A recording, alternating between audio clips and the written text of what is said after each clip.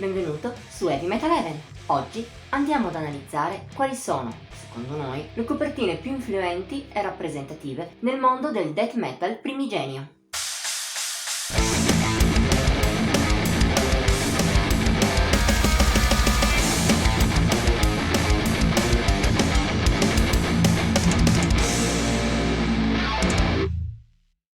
Anche l'occhio vuole la sua parte, recita un noto proverbio italiano. Un proverbio che, come spesso accade, contiene molta verità. Se non altro, a livello biologico, il nostro senso principale come umani è proprio la vista. Non stupisce quindi che anche la musica, una forma d'arte che si basa sull'udito, abbia da sempre bisogno di una controparte visiva.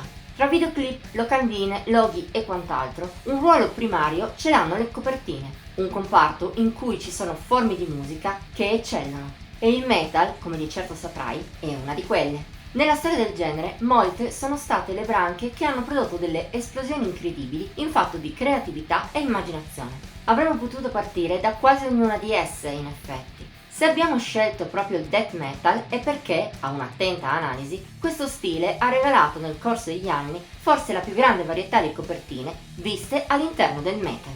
Lo ha fatto per riflettere anche la sua ampia quantità di sottogeneri, secondo solo a quella di black e doom metal, due generi che però non sempre hanno brillato per la qualità visiva e l'iconicità dei propri artwork.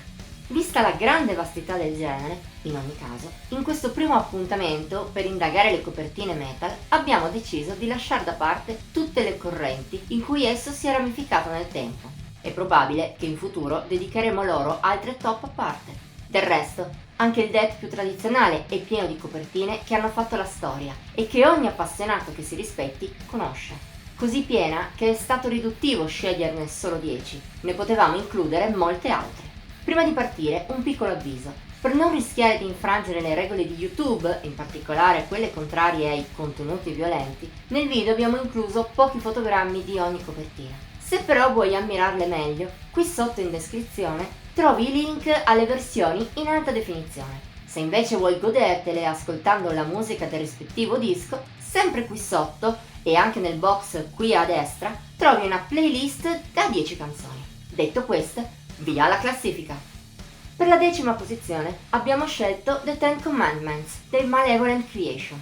Forse qualcuno potrà obiettare che, rispetto alle altre in classifica, questa non è poi così iconica, anzi, nel death classico ancora oggi è più o meno questo lo stile adottato da buona parte delle band, il che però non è certo colpa dei Malevolent Creation, che grazie a Dan Seagrave, sua prima ma certo non ultima apparizione nella top 10, già nel 1991 settavano questo standard fatto di riferimenti diabolici, forme contorte e panorami cataclismatici. Più che una copertina, insomma, questa riflette in qualche modo il titolo dell'album. Sembra quasi un manuale di istruzioni, ancora seguitissimo a 30 anni di distanza, su come realizzare una copertina death metal classico. Al 9° posto abbiamo quindi Massacre con From Beyond. Uscito lo stesso anno del disco precedente, il suo concetto a livello visuale è quasi l'opposto. Guarda molto al passato, alle origini trash del genere. Del resto l'artwork è di Ed Repka, che ha legato il suo nome a Megadeth, Toxic, Nuclear Assault e tante altre band del genere, vecchie e nuove. Eppure, nonostante questo, e nonostante la band di Kem Lee non abbia avuto poi un grande successo rispetto a tante altre, questa copertina è rimasta lo stesso negli annali. Non citarla era quasi impossibile. Alla posizione numero 8, ecco quindi gli Obituary con Cause of Death. Anche la copertina dell'esordio Slowly We Rot a modo suo è nella storia, ma quella del secondo album della band della Florida va oltre. Anch'essa, come nel caso dei Malevolent Creation, è diventata quasi subito un archetipo. Quella della copertina caotica, ma con un senso di malvagità palpabile. Un senso che ben filtra dall'artwork di Cause of Death, strano ma efficacissimo, oltre che dalla storia bizzarra. Avrebbe dovuto essere la copertina di Beneath the Remains dei Sepultura, che però poi scelsero un'altra opera, sempre del grande Michael Whelan, un altro veterano che ci ha regalato queste due, come tante altre perle iconiche nell'immaginario metal.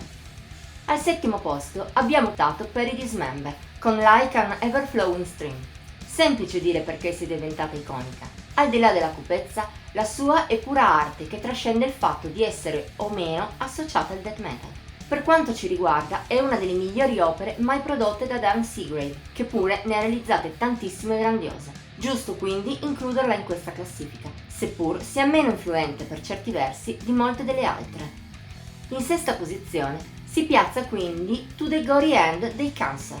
Forse sarà una dichiarazione forte, ma questa non è solo una copertina death metal.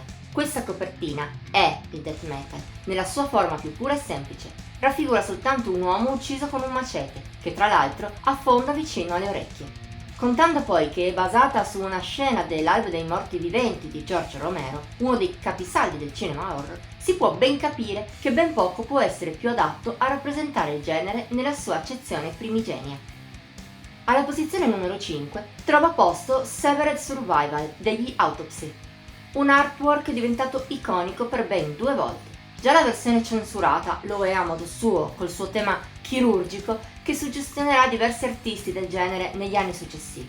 Ma quella regolare, mai prima di allora, siamo pur sempre nel 1989, si era vista una tale violenza visiva spiaccicata, ed è proprio il caso di dirlo, su un album metal. Splatter, feroce, quasi disturbante. Quella degli Autopsy è una lezione destinata a diventare scuola. Lo provano le migliaia di copertine death metal gore che devono molto a Severed Survival. Al quarto posto si piazzano invece i Pestilence con Consuming Impulse. Anche in questo caso parliamo di una cover che è stata censurata. Quella che avrebbe dovuto essere fu cassata all'ultimo minuto dalla Roadrunner Records, forse in quanto giudicata troppo violenta per l'epoca. Ma anche quest'altra versione ha fatto la storia. Chiunque si intenda almeno un po' di death metal l'ha vista almeno una volta. E non è troppo difficile capire perché. Con la sua scena semplice ma disturbante ha un grande impatto, almeno quanto l'album che rappresenta, all'origine della piccola ma vitale scena death metal olandese. Siamo ormai arrivati al podio. Sul gradino più basso, seppur avrebbe potuto accomodarsi anche più in alto, troviamo Scream Bloody Gore dei Death. Già l'album in sé è storia. Si tratta del momento esatto in cui il genere death metal smette di essere una branca più violenta del thrash per prendere vita propria, se così si può dire. Ma anche la copertina è un'icona assoluta. Rispetto alle altre in classifica potrebbe apparire ingenua, ma contando che era il 1987, all'epoca era avanti sui suoi tempi. Disegnata sempre da Ed Repka, rappresenta bene l'immaginario horror e oscuro che all'inizio la band di Chuck Schuldiner portava avanti. Un immaginario che influenzerà poi migliaia di band a livello sonoro come visivo. Come per i Death, anche il secondo posto è occupato da un vero spartiacque tra prima e dopo. Parliamo di Left Hand Path degli Entombed.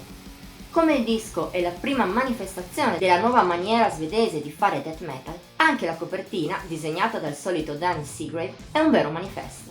Dopo allora, centinaia di band ne riprenderanno i toni bluastri e cupi, spesso per denotare sonorità vicine proprio alla scena avviata nel paese nord europeo. Se ancora oggi si parla di un death metal svedese con le sue caratteristiche particolari, abbracciate da tanti anche fuori dalla Scandinavia, è merito non solo del gruppo di Stoccolma, ma anche delle suggestioni che dalla copertina del loro debutto si sono diffuse nella storia. In questa nostra classifica, 2 copertine come le precedenti potevano aspirare entrambe al primo posto. Tuttavia abbiamo deciso di dare la medaglia d'oro a qualcosa di ancora più notevole.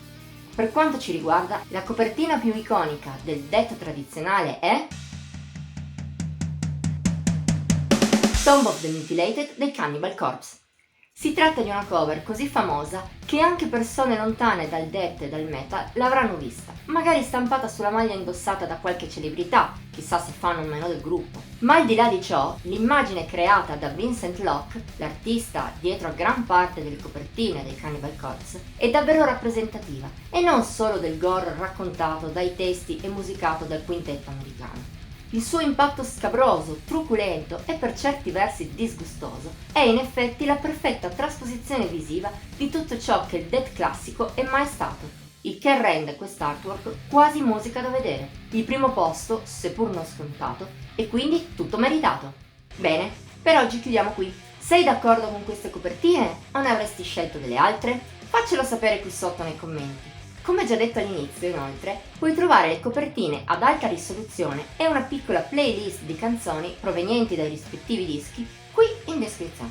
In ogni caso, se il video ti è piaciuto, puoi mettere like, condividerlo e iscriverti al nostro canale e cliccare sulla campanella per rimanere sempre aggiornato. Ti invitiamo inoltre a seguirci su Facebook, Instagram e Pinterest. Trovi i link sempre qui sotto. Ci vediamo la prossima volta!